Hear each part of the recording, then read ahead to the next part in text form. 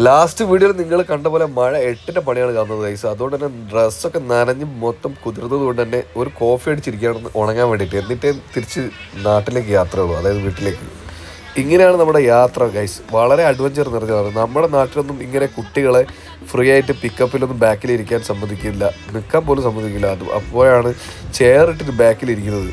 വളരെ ഡേഞ്ചറായിട്ട് എനിക്ക് തോന്നി. പക്ഷേ വേറെ ചോയ്സ് ഇല്ല, ഞാനും അവരെ കൂട്ടത്തിലെത്തും. കാരണം മുതിർന്നത് ഞാനാണല്ലോ. അപ്പോൾ എനിക്ക് പേടിയിട്ട് ബാക്കോട്ട് മറിഞ്ഞു പോകും കാര്യങ്ങളൊക്കെ. ഒരു സേഫ്റ്റി താഴെ ഒരു ഒന്നും പോലും ഇല്ല.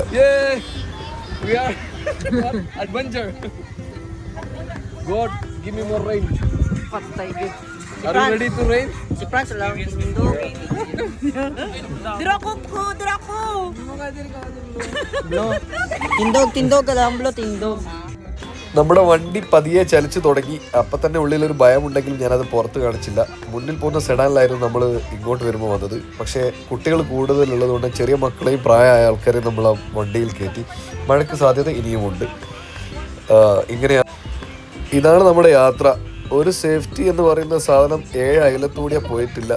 ഞാൻ രണ്ടാമരുടെയും നടുവിലായതുകൊണ്ട് തന്നെ എനിക്ക് കുറച്ച് ധൈര്യം ഉണ്ട്. പക്ഷെ അവരൊക്കെ വളരെ കൂളായിട്ടാണ് ഇരിക്കുന്നത്, അവർക്കത് ശീലമുണ്ട്. നമ്മൾ ഈ പിക്കപ്പിൽ തേങ്ങ പറിച്ചിട്ട് അല്ലെങ്കിൽ തേങ്ങ പറിച്ചിട്ട് പോകുമ്പോൾ തന്നെ കമ്പിയും പിടിച്ച് നിൽക്കാനല്ലാണ്ട് ഇങ്ങനെ ബാക്കിലിരിക്കാറില്ല. ആൾ സ്പീഡ് കൂട്ടിയപ്പോൾ ശരിയായിട്ട് എൻ്റെ മുഖത്ത് നിങ്ങൾക്ക് അത് കാണാൻ പറ്റും. ഞാൻ വളരെ പേടിച്ചിട്ടാണ് ഇരിക്കുന്നത്. പുറത്ത് കളിച്ചാലും പ്രശ്നമാണ്. നമ്മൾ പേടിച്ച പോലെ തന്നെ സംഭവിച്ചു. മഴ ചെറുതായിട്ട് ചാരി തുടങ്ങി. അടിപൊളി. ഇനി മഴ കൊണ്ട് തന്നെ വീണ്ടും വീട്ടിലേക്ക് പോകേണ്ടി വരും. അപ്പം ഞാൻ പറഞ്ഞു മഴ ആസ്വദിച്ചിട്ട് കൊണ്ടുവരെ പോകാം. നല്ല തണുത്ത കാറ്റടിക്കുന്നുണ്ട്. എന്തെങ്കിലും അസുഖം ഉറപ്പാണ്.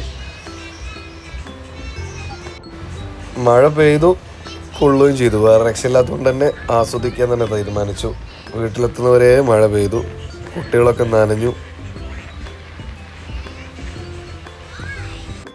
പക്ഷേ ഇത് നല്ല എക്സ്പീരിയൻസ് ആയിരുന്നു. ഇതൊന്നും തിരിച്ചു കിട്ടാത്ത എക്സ്പീരിയൻസ് ആണ്. മഴയത്ത് ഇങ്ങനെ ആസ്വദിച്ച് പോകാന്ന് പറയുന്നത് നമ്മളൊക്കെ കുട്ടിക്കാലത്തേക്ക് പോയ പോലെ തോന്നുന്നു. നമ്മൾ ജീപ്പിൻ്റെ ബാക്കിൽ തൂങ്ങി പിടിച്ച് പിയാപ്പള്ളപ്പുരം പോകുമ്പോൾ മഴ പെയ്താൽ ഇതേ അവസ്ഥയായിരുന്നു.